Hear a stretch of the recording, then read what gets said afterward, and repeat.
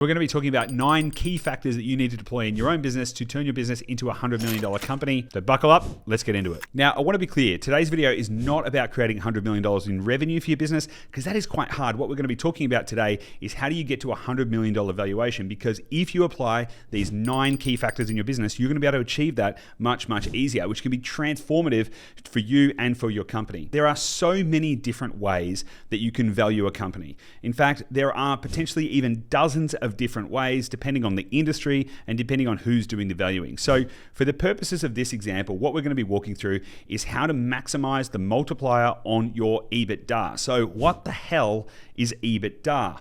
EBITDA is effectively the amount of money that you have left over after your expenses. So if you make $10 million in revenue and you have $5 million in expenses, then your EBITDA would be $5 million. Now you would note that that is before tax or any cost of debt. That is in fact what EBITDA stands for. It is earnings before interest, tax, depreciation, and amortization. So an easy way to think about this is if your business is doing $25 million in revenue, and it has a 35% profit margin, that would mean that you're making $8,750,000 per year in profit, or that is your EBITDA, both as a percentage and a dollar value. If you can have a 12 times multiple on that EBITDA, that would mean that your business would be worth $105 million. That's $8,750,000 times 12 equals $105 million. So for the purpose of this, we're going to be focusing on EBITDA multiples, and EBITDA multiples change over time with the size of the company and with the sophistication of the way the company is set up, which is actually what I want to break down in this video. These 9 key factors are the ways that you can maximize the multiple on your EBITDA to get to a $100 million valuation as easy as possible. Now, as I just mentioned, multiples on EBITDA can change over time depending on the size of the EBITDA. So typically, if the EBITDA, or profit as we can call it, is less than, say, a couple of $1 million, the multiple on that is probably going to be somewhere between 1 and 3 times multiple. But if the EBITDA or the profit is in fact higher, let's say 2 million, 5 million or beyond, it's going to actually start to carry a higher multiple. That's because the business is more mature. So one of the things that you really need to think about as it relates to valuations is what is actually going to change the value of this company, and is typically going to be by reducing the risk and increasing the certainty for people who may want to buy your company, which is what these 9 key factors are going to be all about. So what I'm going to be showing you is how to transform your valuation from a, say, 2 to 3 times multiple on your EBITDA, or perhaps a 1 times multiple on your revenue, to something like a 12 times multiple on your EBITDA, or far beyond that. All of that being said, I know that was pretty heavy, but let's get stuck into it and let's start looking at the 9 key factors. So the first point is diversified demand gen and conversions. So what do I mean by that? Well, if your single source of traffic to your business, if the only way that you generate leads, opportunities, and sales is, for example, Facebook, then you only have one single source of traffic, and that is extremely fragile. Because what if your Facebook ad account gets shut down? This has happened to a lot of companies recently, particularly after Apple introduced its privacy rules, which changed the way that Facebook advertising worked. We saw a lot of businesses who didn't have a multi-channel approach start to really suffer, and in fact, many businesses collapsed. Now, does that mean that you should go and race around and try and do a million different things? No, it doesn't. It means that you need to be systematic and strategic about thinking about how you are going to diversify your demand generation and your conversions. But when you're thinking about traffic and sources, you could, for example, have Facebook, totally fine, as well as YouTube, fantastic. And then you could also think about a different strategy as well, where you might be able to get people from another source. For example, in our business, we knew for a really long period of time that we were highly dependent specifically just on Facebook. However, because we wanted to focus and make sure that we weren't just trying to spread ourselves too thin, we understood that we were exposed, but we had to manage that exposure whilst we gradually built out the other sources of traffic. Now, we've done that in multiple ways. We've got podcasts and content marketing, we've got referrals, and we've got YouTube. So we now have a diversification of source, although primarily we are still biased towards one single platform, which we are actively trying to move away from. Now, the important thing to remember here is this is stuff that we are working on too. All of the things that I'm going to be mentioning to you in this video are things that we are literally working on in our business right now. So this isn't theory. This is the stuff that we are focusing on to transform the valuation of our own company. The other thing you need to think about is diversifying your conversions. And what I mean by that is if you, for example, have a sales team, that is fantastic, but that also carries carries a lot of risk because, people are people. What can you do to diversify the way that you are converting your traffic? Is it possible to have some offers that people can sign up for without having to engage with the sales team? So you have salesless conversions, so marketing-based conversions. Is it possible to create different offers that people can enter in different ways? This actually comes down to an offer creation component. So if you just have one single way that people can buy from you, and that is reliant specifically on 1 or 2 or 3 or 4 salespeople, you are at risk to the degree that you are at risk because you have people in your business. Now, one of the benefits on focusing on all this kind of stuff is not only does it create a massive competitive advantage, it actually expands your reach because you're specifically actually going to be in more places, in more ways, at more times with more people talking about you. So that is actually going to deepen your brand moat, and that is going to make you more known in the marketplace, which actually starts to build some defensibility around your brand, which I'll talk about in just a moment. And it also allows you to do testing and optimization across different channels. So for example, you may decide that TikTok is going to be one of your core channels. Fantastic. You can actually test messaging and test offers on TikTok. And if you can find what can work there with what demographics, in what sectors and what segments, you can then start to test that on other platforms as well to see what works on different platforms. So you actually have multiple ways that you can test in different marketplaces to get to understand how to get better cut through for your brand and for your business. If you're listening to this and you're like, holy smokes, we've only got one traffic source, let's say it's Facebook, then you should think about what is the one thing that I'm going to try next and how do I follow one course until successful on that platform. For example, you may decide that you want to do YouTube. That could be paid or organic. There's 2 different approaches that you could use there. You don't want to then go, oh my God, let's do Facebook, let's do TikTok, do direct mail, let's get a referral program, we'll find a B2B partner. If you try and do all of that, you actually won't do any of them successfully. So I encourage you to be aware of the risk that you're facing and then be strategic in your choice to work out what is your next best channel and why. So why does having diversified demand gen and conversions actually matter to your valuation? Well, valuation is all about risk minimization. If someone was to acquire your business or invest in your business, how likely would it be that the things that they can see that are happening today are going to continue or get better over time?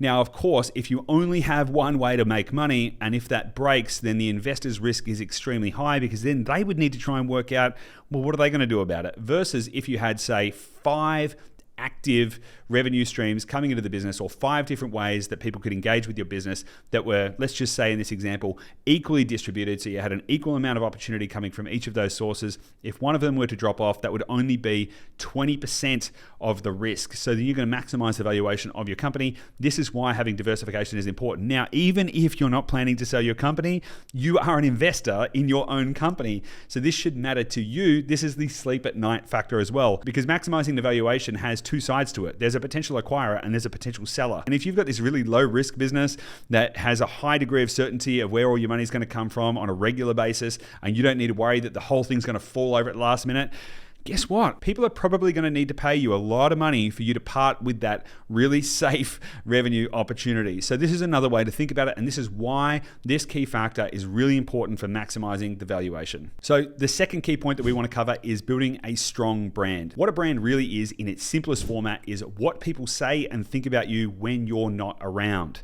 Now, the strength of a brand is really interesting because that can be defined as what percentage of people are saying and thinking the same thing about your brand and how many people total are actually saying and thinking those things. So imagine if 100% of the people who thought about you and talked about you when you weren't around thought that you were a fantastic stand-up individual, honest, ethical, in every way great. But imagine if almost no one ever spoke about you or thought about you. So you would have a high degree of congruence, i.e. everyone thought the same thing, but in fact, very few people actually said anything or thought about you in that way. Then that would be in fact a weak brand, even though it has a high degree of congruence. But imagine a different type of situation where 100 million people know who you are, but in fact, they all have different thoughts and opinions of you. Some people think you're funny. Some people think you're not funny. Some people think you're happy. Some people think you're sad. Some people think you're trustworthy. Some people think you're untrustworthy, and on and on and on and on and on. Now, you might have a lot of people that are talking about you and thinking about you. However, if they're all saying different things, again, that's a really weak brand. And so it's this combination of congruence and volume that allows your brand to be strong. The more that you can show up consistently in the same way over and over and over again, the more likely it is that people are going to be saying the same things and thinking the same things about you and your brand with your business.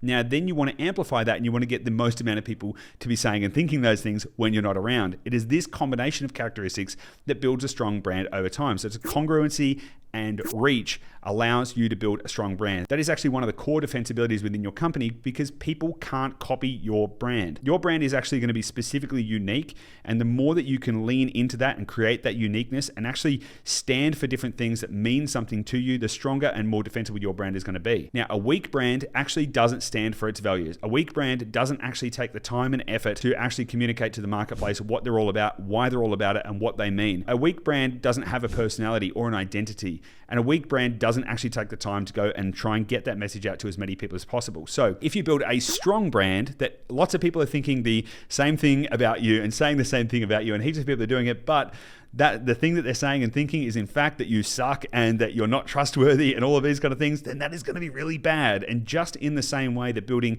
a positive brand is extremely strong and defensible, building a negative brand can be extremely destructive.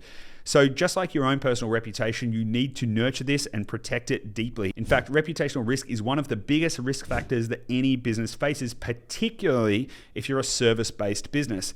Slightly less so for something like an e-com store where it's purely transactional and people don't really develop much of a relationship with the brand.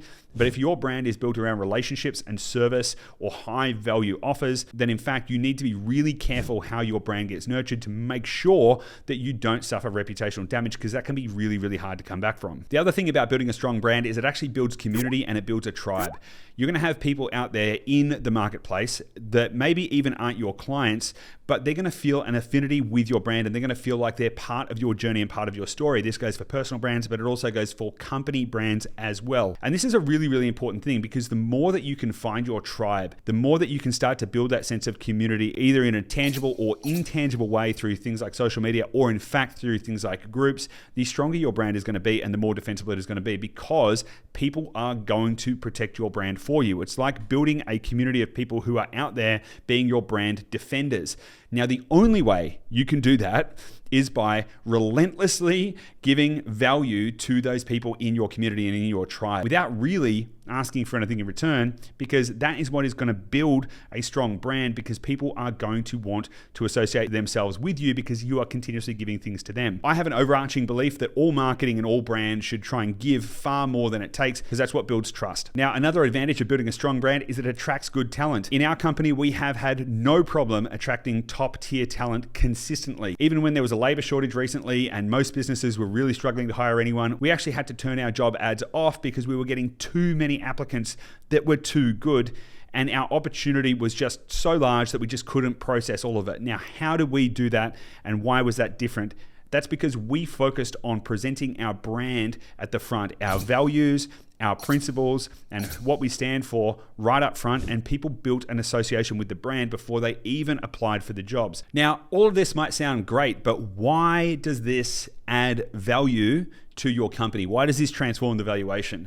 Well, because a brand is so deeply interconnected with the marketplace, if someone was to buy your business, they're going to buy stability, because there's such a long tail effect of your brand and your reputation in the marketplace that they're going to know that even if, for example, your Facebook ads stopped working, people are still going to have a strong affinity and a strong association with your brand. And that is going to mean that there's a higher likelihood of continuity of revenue in your business, because people will naturally want to work with you anyway. And really, valuation is all about reducing risk. The more that you can de-risk your business, the more appealing it is to a potential acquirer or any other person who may want to invest in your company. Point number 3, robust and scalable systems and processes. Now, when you first start your business, you're basically going to be doing everything all by yourself. So there's probably not really any need to document anything, to document things like standard operating procedures, because you're the only one doing it. So what the hell is that even for? However, as you start to grow your company and you start to actually have more people come into your company, the only way that you're going to be able to make sure that people are reliably doing the same things in the same ways over and over again is to make sure that you have clearly documented systems and processes. Now, it's not just about documenting them, because if you have a folder full of SOPs, then that doesn't matter if no one is using them. So making sure that they are not only documented and created, but also upheld is critical to make sure that you have consistency throughout your business. If you have everyone doing slightly different things in slightly different ways, you're going to get consistently different outcomes, and you'll never really be able to diagnose anything that is actually potentially going wrong in your business. You won't actually really know what is happening. You'll just be looking at, say, for example, how much money did we make this month? I guess guess that's good, without actually really understanding how everything is working on the inside. Now, it's kind of easy to think about when you think about processes, like how do I do this thing? Okay, step 1, pick up this thing. Step 2, take it over there. Step 3, put it down. But people and culture, systems and processes are just as important as operational systems and processes, because as your company grows, unless you have a systematic and operationalized way to make sure that everyone is aligning themselves with the company culture, the company vision, the company values, and the company purpose, everyone is going to start to have different meaning and apply a different method to the way they think about doing their work. You'll have some people who are highly motivated, some people who are highly unmotivated. You'll have some people who are really galvanized around the mission of the business. You'll have some people who are just punching the ticket and showing up for work each day because they don't even really know why they're there other than to accept a paycheck. Now, again, when your organization is smaller, it is far easier to manage these things. You can actually have verbal systems and processes. If you've got 2 or 3 employees, you can be like, hey, we do things like this. This is how this thing is done. You can do things like verbal training. Then you can observe the work and you can ask them how they did the work. And then you can verbally adjust those processes on the fly. But guess what? That is really not scalable. Number 1, because you can't tell everyone everything all the time. Number 2, when other people start trying to tell other people how to do things, you end up with Chinese whispers and things inevitably change along the way. So without having documentation around how and why things are done in a specific way, you will find that over time, your version of things would be like this, and then the company starts to veer like this, and you end up in a place that you don't want to be and wondering how you got there. Same thing goes for people and culture and vision. Because when you have a small group of people, it is easy to communicate with them things like the why. Why are we doing this? Why does it matter? And where are we going? But as the company gets bigger, your ability to directly influence individuals in the business starts to get diminished. In fact, you will find that there will be a circle around you that are close enough to you to still get that information and get that inspiration from you. But then what will happen is that will start to dissipate as it moves through the organization and as your organization gets larger. Now, if you maybe have a company of, say, 50 people, then perhaps you can still influence all of those people directly through regular things like town hall meetings or all hands meetings, regular company updates, and regular opportunities to align everyone with your vision of the company. But unless you have scalable culture systems and scalable people systems in your business, that is not going to continue to proliferate. For example, when you get to a 250 person company, you will actually find that you would have a small cohort of people who are really galvanized around the vision. And in fact, the majority of people who have no idea why they're really there. And that is a recipe for a sick and unhealthy culture. Now, people systems also come into onboarding and hiring, because how you bring people into your business is one of the most essential factors to making sure that you can build and maintain a high performance team culture, which is such a massive factor in increasing the valuation of your company. So making sure that you've actually thought about what that process is, rather than just like, we just hire people randomly. Like, what is the specific way that you attract the right people, and how do you onboard them in the right way so that they know exactly how they need to behave in your company, so they can meet the cultural standards of your organization, and so you have everyone rowing the same boat in the same direction at the same speed. That is critical. Now, the quality of your team and the quality of the culture of your team is going to be a massive factor in things like team retention, team performance, and building a high performance team culture. Things like high retention rate in your team is going to be a big factor that people are going to look at when they think about valuing the company. If you hire people and on average they stay for like 60 days and then they work out that this place is a dumpster fire and they don't want to be there and then they leave, you're constantly going to need to be hiring and training, which means you'll never get effective and efficient, which means that you'll never really have a stable team, which means that anyone who might want to buy your business is going to be looking at that thinking, what am I going to have to do to try and even just get people to stay? It's going to feel high risk, it's going to feel scary, and in fact, it can massively corrode the valuation of your company if you don't get your culture right.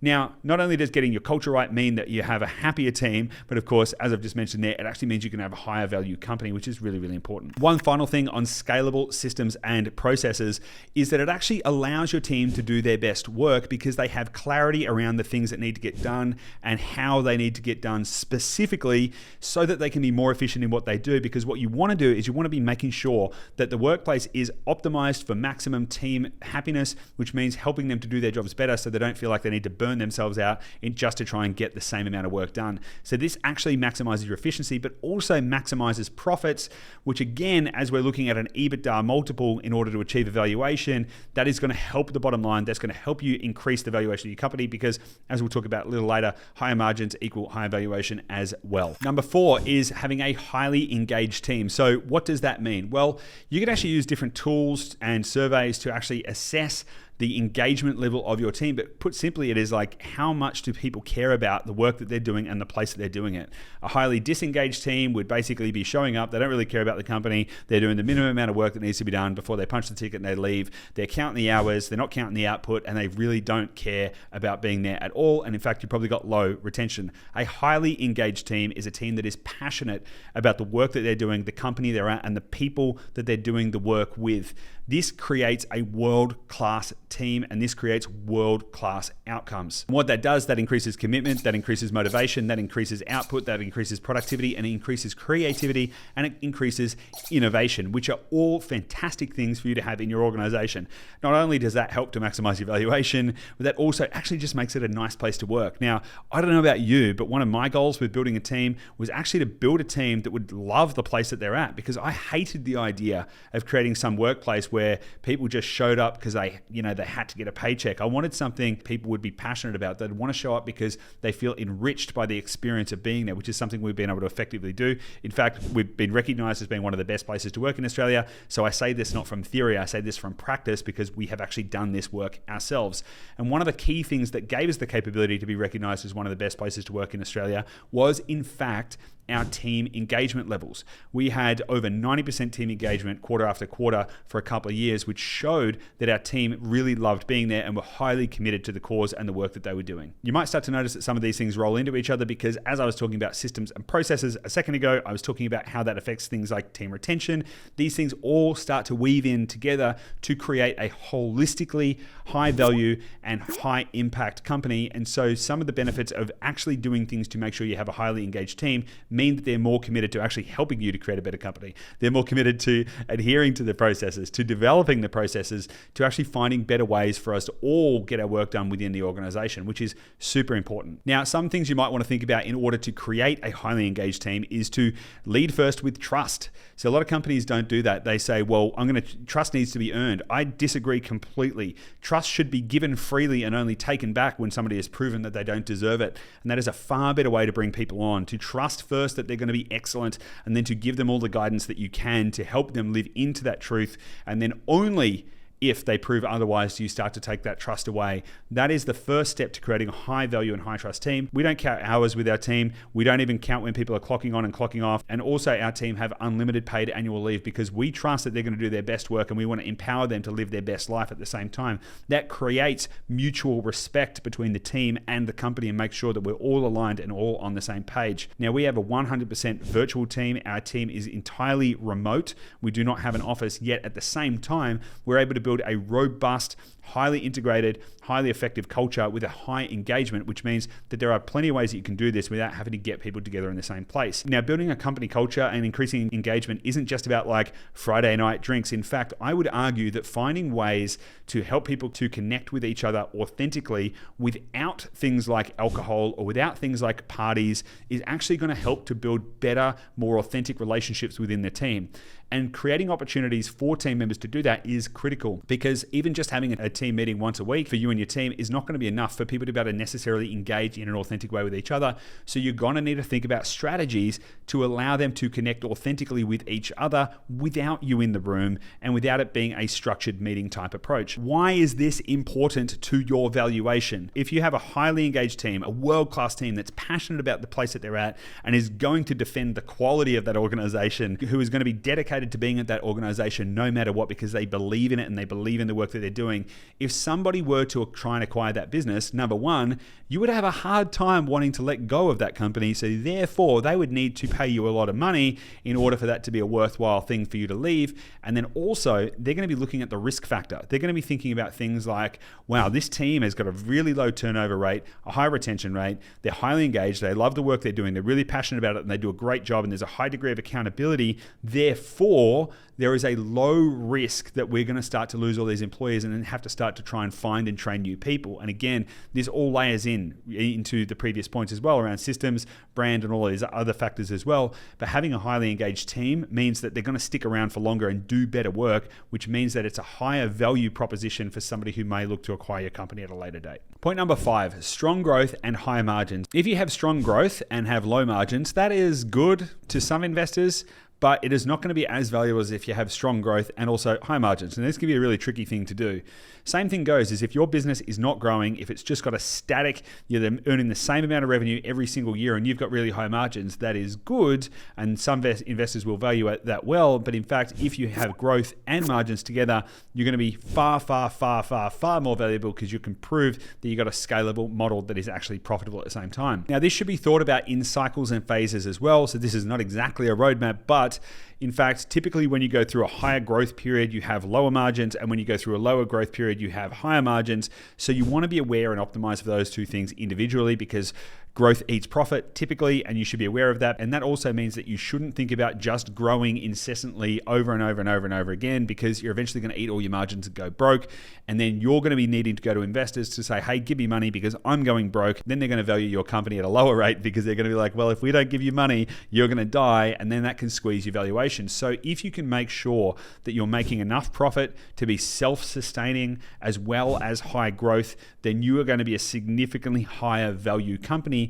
And why? Risk.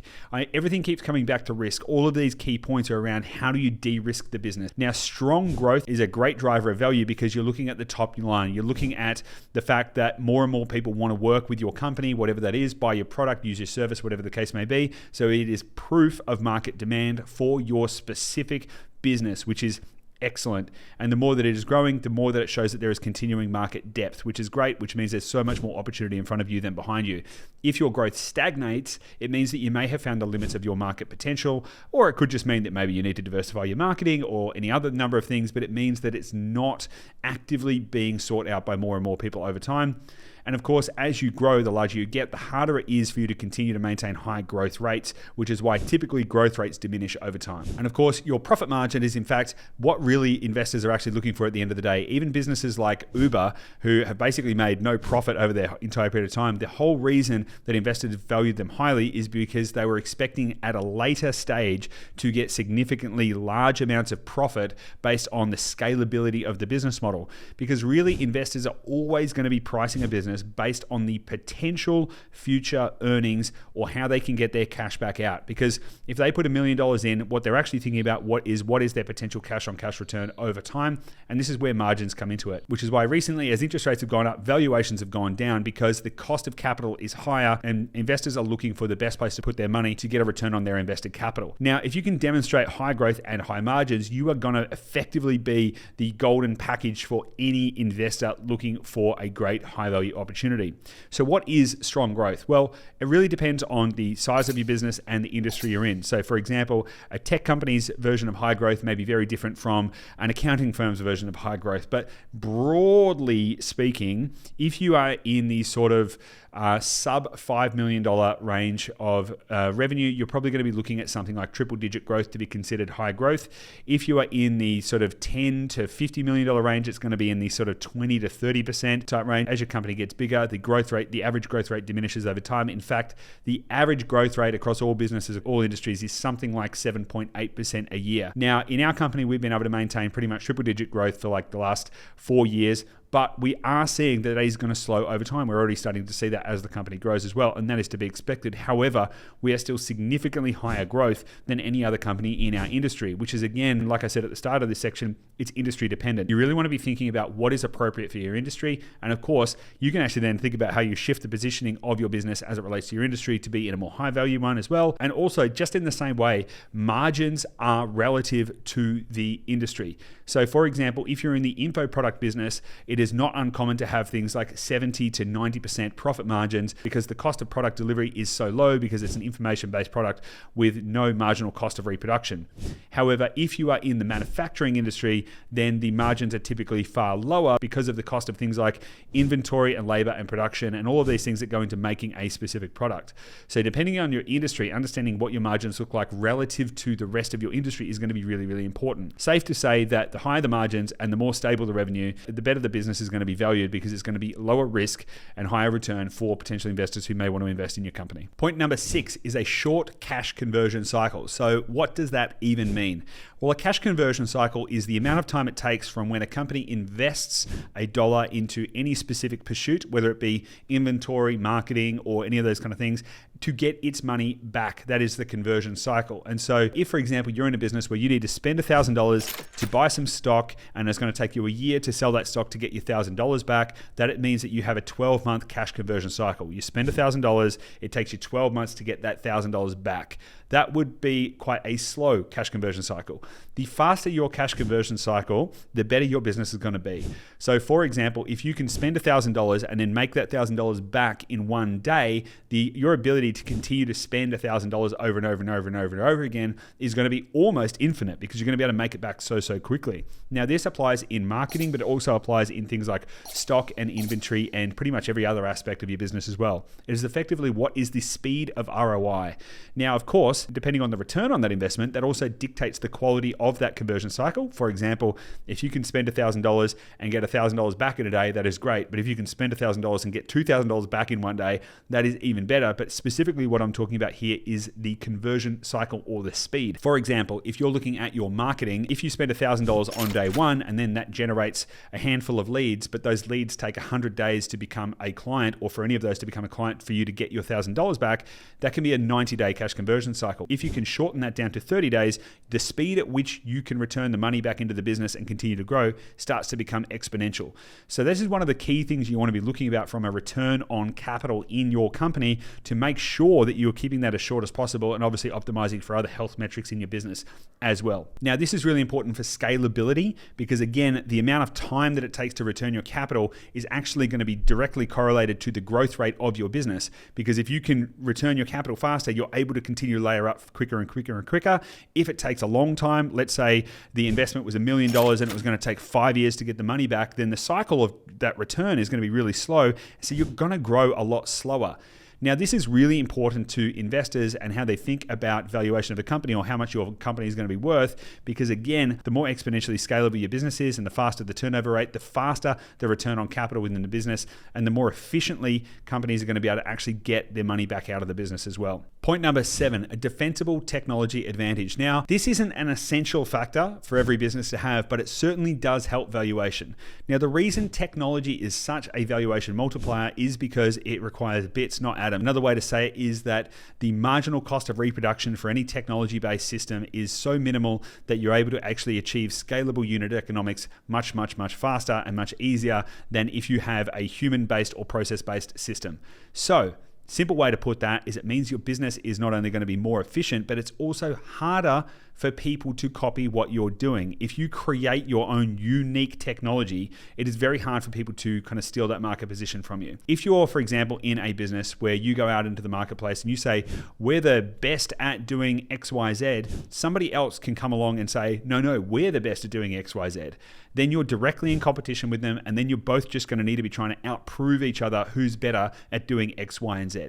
However, if you go into the marketplace and say, we've built this thing and literally no one else has it, and it is specifically unique to us. Not only is it unique, but in fact, it adds a tremendous amount of value to the end consumer or to the operation of the business or whatever the case may be. That is going to be defensible because nobody else has got it. So it actually makes your business specifically unique, makes it harder for people to copy you. Now, technology can be developed in multiple ways. Sometimes it's consumer facing. So for example, that may be some software or an app that the consumer uses, or it may be a new interface that allows your customers or clients to be able to get what they want out of your business much easier or much better. So that could, for example, be, as I mentioned, an app. It could also be a client experience portal that makes the experience better for your clients.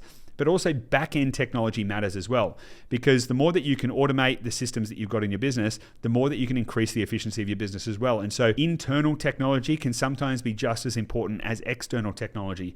Of course, it's harder for people to see. That makes it a little bit trickier to kind of point out the unique difference as it comes to, for example, marketing. However, it doesn't change the fact that you're going to be able to potentially use technology to massively increase the scalability of your company and also increase the valuation of your company. So an easy way to think about how to do this is not just to come up with like, we're going to design the next Facebook. It's to look at exactly what are you doing right now in your company and how could you use technology to automate that process, systemize that process, and in fact create more scalable operating systems.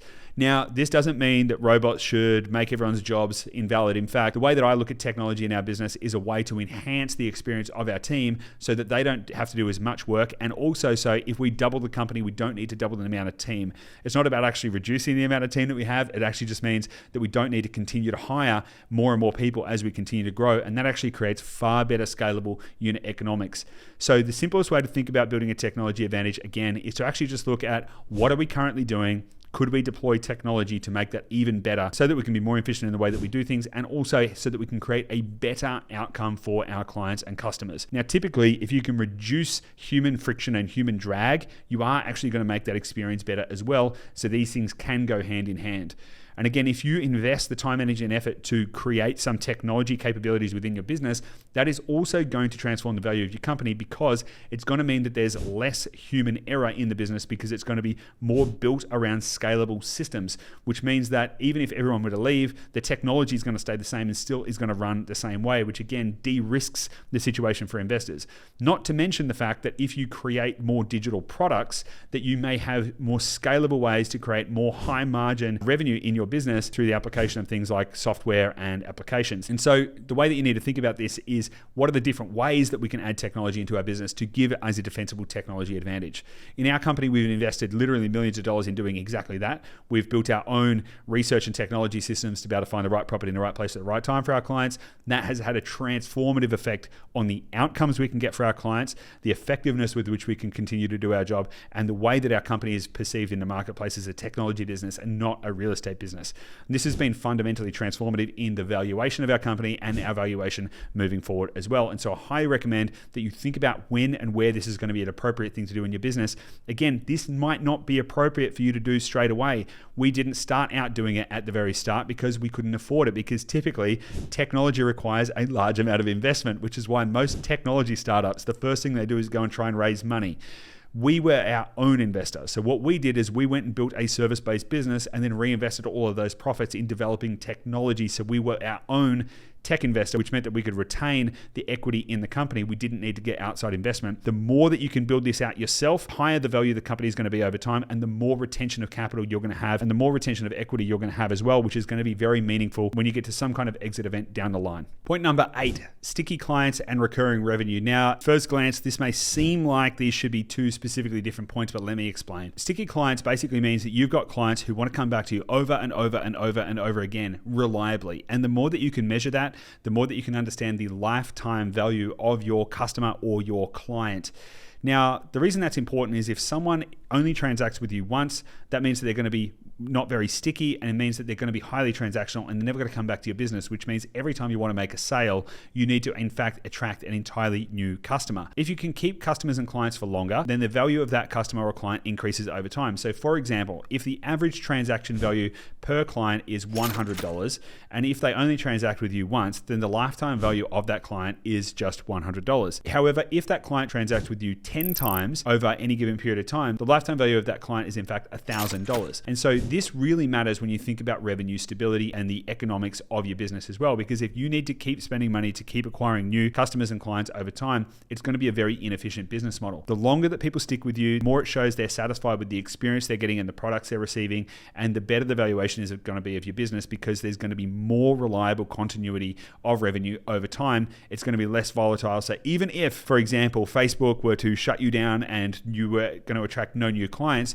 you would actually be able to understand the lifetime value of each of your clients and know that you still have revenue generation capability without attracting new customers and clients. And that is really, really, really important. Now, the first piece of this can be done through making sure you're optimizing the client experience, which is one of the most important things you can do. In fact, we always had a mantra as we've been growing the business that we can never grow faster than we can maintain excellence. And I highly encourage you to take on that mantra as well, because you really need to be focusing on how do we make sure that we continue to have and maintain an exceptional client experience, because this is going to feed into brand and all of these other things as well that we've been talking about in this video, to make sure that you have a highly sustainable business with a great reputation. Now, creating a great experience and making sure your clients stick around for a really long time is awesome, and it also points to another way that you can increase the valuation, which is recurring revenue. Now, repeat clients over time is a form of recurring revenue. However, the more that you can systemize that, for example, creating a subscription product or some some other way that you have more reliable revenue continuity in your business, the higher the valuation is going to be. And in fact, different types of revenue get valued in different ways in your business. So for example, let's just assume that you have a client who pays you $1,000, and even if they repeat 10 times, the lifetime value of that client is $10,000. The valuation of each of those dollars is going to be roughly $1 multiple of valuation. So you'll get a $1,000 valuation for the first $1,000, a $1,000 valuation for the second $1,000, etc., because it's going to be transactional, which means it's only going to be valued as the money comes in. However, if you were to be able to put that client on some kind of a subscription, a $10,000 subscription, then the multiple on that revenue is going to be significantly higher, sometimes as high as 8 or even more times the amount of revenue. So that $10,000 wouldn't just be worth $10,000. That $10,000 could be worth $30,000, $80,000, or even $100,000, depending on the type of industry you're in and who's valuing that recurring revenue and how much they value the security of having the kind of recurring revenue model. Now, this doesn't mean that you need to go and turn your business into a subscription business in every part of it. Suddenly you're just a purely subscription-based business. It doesn't mean that at all. But what it does mean is that you can think about what are some ways you can build revenue continuity into your business. And to the degree that you're able to do that is the degree to which you're going to be able to transform the valuation of the revenue that comes into your company. So for example, you may find that you have a service-based business which has got a primarily high-value transaction-based approach to servicing your clients, but then maybe there's additional services that you can offer on a subscription that are going to continue to add value to your clients. So you can start to think about what is the portion of revenue that I have, or the percentage of revenue that I have in my business, which is recurring versus non-recurring. And again, the degree to which you can increase the percentage of recurring is the degree to which you can transform the valuation of each dollar that you have coming into the business. The way that I like to think about this, as I pointed out, is how do I make $1 worth much more than $1? So for example, if I can generate $1 of revenue and that the value of that dollar of revenue is just $1, that's fine. But if I can generate $1 of revenue and the value of that is $10, that is so much better, because that is transformative to the valuation of the company. And again, just to reiterate why this is important, this is all about risk management for potential investors. And remember, you're an investor in your own company too. And so the more reliable the revenue, the more reliable the cash flow in the business, the higher the value proposition is going to be for anyone who may want to invest in the company, which is in fact how you define what the valuation of the company is going to be. And finally, number 9, fully management run. So what does this mean? Well, basically, you need to be able to build your company in such a way that your team can run the company without you. Why is this important? Well, if you're still the one that has to tell everyone how to do their job, if you're still the one that has to do all of the sales, if you're still the one that has to be the face of all of the marketing, it means that the business is specifically reliant on you. Some people call this the dancing bear model, where you have a founder or a key person at the company who is the face of the company and also is driving all of the operation of that business. That means that you have a high amount of key person risk. And if something were to happen to you or whoever you may have in that position, it means that the whole house of cards could potentially crumble, which is a very high risk proposition for anyone who may want to buy your business. Now, you got to remember, if you're talking about getting to a $100 million valuation, you're talking about companies that are going to be like private equity firms who may want to acquire your business. They do not want to buy a business to run. That is not the hobby that they are in. In fact, they want to buy going concerns that are going to be able to run without them with the minimum amount of effort. Now, they may want to get in and do some stuff to kind of optimize the efficiency and increase the cash flow, but they don't want to buy a job, which is in fact what you have if you are still running your company and if you are still the key linchpin. So one of the most important things you can do over time is build a high quality leadership team who are going to be able to lead and manage your team without you. And a very simple way of thinking about this is if you can't go on holiday for 30 to 60 days without your business falling apart, then you probably haven't established a fully management run business. So there's a key metric for you to look for. Now, just having a good leadership team alone isn't going to be enough for this to be effective, because you also need to have all of the other factors that I've been talking about as well, including scalable systems and operations for both people, culture, and operations. It's going to be really, really important that you have a systematic approach so that you have continuity and consistency throughout the organization. Because imagine if you put a leadership team in place and then you decided to go on holidays for 30 to 60 days and you came back and everyone was doing things in slightly different ways because your business was still running on word of mouth. So your team, your leadership team, can only perform as well as the systems that they have got in place, and it's unreasonable to expect them to completely define all of those themselves. Or, in fact, if you do that, you need to reasonably expect that the systems and processes they develop are going to be to do things in a way that you would not want them done. So it's very important that you have a fully integrated approach to developing a leadership team that is going to be able to carry your business and your vision forward in the way that you want to see it carried forward as well. Now, again, this is all about reducing key person risk, which you can never fully remove. There is always going to be some degree of key person risk, and it's just about deciding whether it is you or whether it is somebody else or where that risk lies. But the degree to which you can develop robust systems and processes is also the degree to which you can reduce that key person risk. So just changing you out of the business and putting a CEO in place and still having them as the key critical factor that keeps everything stuck together doesn't necessarily reduce key person risk. Now, from an investor perspective, what it does prove is you've been able to hand over the reins to somebody else and they're able to still effectively run the business without you, which proves to at least some degree that the business is sustainable without you. The last thing that any investor would want in a business is to buy a business and the moment you walk away, the whole thing falls apart. But again, it's really important to make sure you've built the systems and processes around anyone who's going to be in the business to make sure that the business can run with them and you're going to be able to still achieve the same results. Can it not only run, but can it grow without you is a great way to think about this too. An extra benefit on this as well is if you can free yourself up from the day-to-day operations of the business, it actually allows you to focus on higher value, more strategic activities, which means that you're going to be able to find new ways for the company to grow that you wouldn't be able to do if you were stuck in the operational processes of the business yourself and running the company day-to-day, so to speak. This is actually going to give you the opportunity to zoom out, to get above the business and actually think, what can we do in order to maximize the valuation? How can we change things? Or do I need to spend some time thinking about what is our recurring revenue model? Should we diversify in some way, shape, or form? Or maybe you can think of a new way to attract revenue into the business to increase your revenue diversification or any of the other factors that we have talked about in this video. So getting yourself out of the org chart and building a company that is fully management run, that can run without you, is actually such an advantageous way for you to then think about how you can add even more value to your company over time as well. And there you have it. They're the 9 key factors that we are looking at in our own company to transform the valuation of Dashdot into a multi-$100 million company. And they are the things that you can focus on as well in your own business to maximize the valuation. Now, remember, even if you're not maximizing it to $100 million, you can still create transformative value. Even if your business is doing $1 million or $2 million or $3 million, you can create significantly more value in your company by focusing on these 9 key factors. And again, these are literally things that we're focusing on ourselves in our own company. So I say this to you because we are actually doing this ourselves. We're practitioners of this in our own work. So this isn't just theory. If you decide to go on this path to create more value in your company, it is going to be relentless. You're going to need to maintain focus and you're going to need to make really clear, effective decisions to make sure you're on track and on the right strategy to maximize the valuation of your company in the right ways at the right time. And again, I know there was a lot of content in this video, and I know that I only really scratched the surface on any of these topics. So if you want to dig into any of these any further, make sure you drop a comment below the video to let me know which areas you're most interested in, and we can make some content around that specifically as well. I'm really passionate about all of this. And of course, if you found this video valuable or insightful, then make sure you hit the like button, because again, that lets me know that you really like this content. It also helps YouTube know that this content is good as well. And of course, if you want to get more content like this on a regular basis, hit the subscribe button, because we are releasing a video every single week on topics just like this and all kinds of other stuff as well that are going to be related to you becoming more successful in business and in life. So don't miss out on that. Hit the subscribe button. And remember, entrepreneurship is a journey, not a destination. So enjoy wherever you're at in the process, whether you're just starting or whether you're scaling. I hope that some of these ideas are useful to you and can help you understand what steps you can take on your journey to create all the success that you want and desire in life.